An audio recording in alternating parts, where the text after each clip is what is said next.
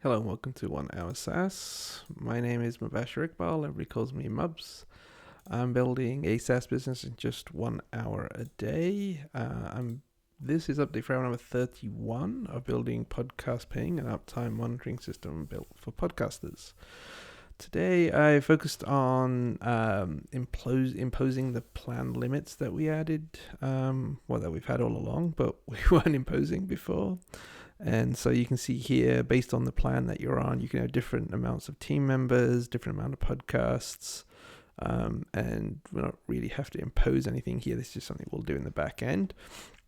So basically, when you try and add a podcast, if you're on the starter plan and you only have, if you already have one podcast, then you won't be able to add any more until you upgrade. So I kind of got this set up so that it doesn't give you any indication yet in terms of, if you've hit your limit yet, but as soon as you try and add something, it will tell you that you've hit your limit, and then you can go over to the Stripe portal and you can update your plan here. So you can switch to a different plan.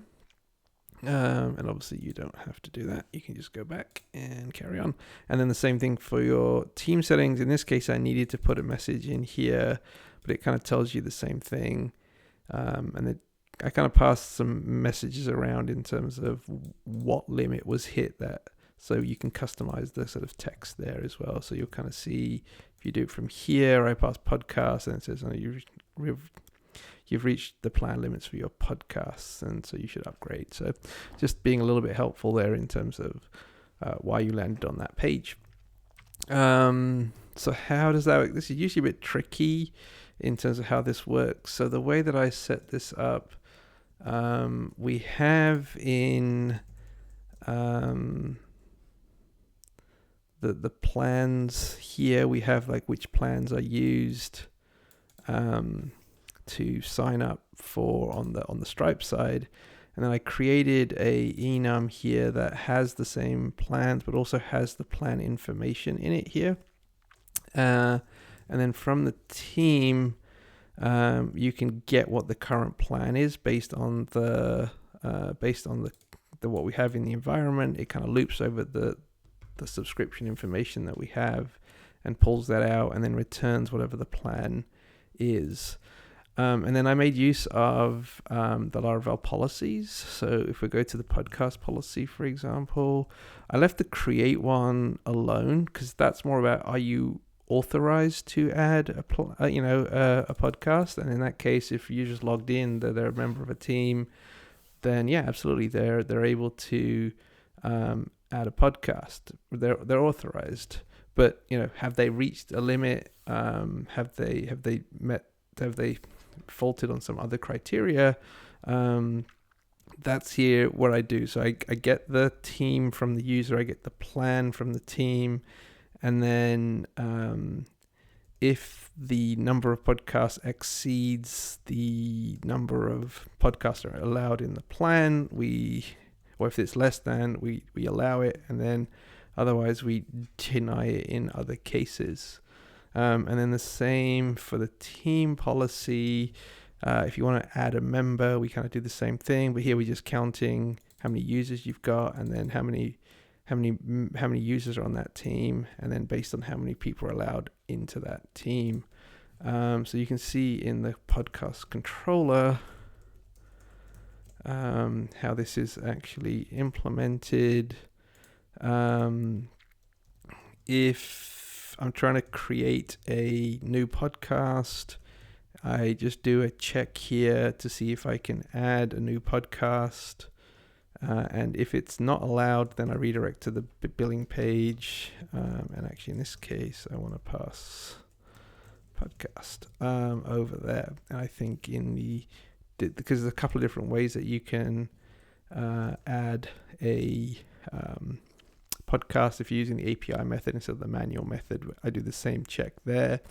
And then finally, for that team member stuff, that one's a little bit different because that's part of a kind of a larger page. So still using the policies as I mentioned, but we do a kind of can check here. So this is just kind of a blade directive for that gate check that we added before. So if the current user can add a member based on the team class, then actually, I guess this should actually be, because you're adding it to this team. This is doing a bit of live coding here. So in the team policy, we should actually pass in the team, and then that way we don't need to do that. So that's a little bit better. Let's just make sure that still works. So if I go to the team settings, no, I think there's another one down here where I run the same check. And this is still a team. And so, yeah. So, and that's just because these are two separate parts of the interface. So there's a can check around here, and then there's a can check around that. And so, yeah, that's about it for today. We just kind of did some security stuff, not some security stuff, but some plan management stuff. Make sure people aren't using more resources than they're enabled to on their plan. So I think that's about it for the functionality. Probably tomorrow, I'm going to work on deploying this somewhere.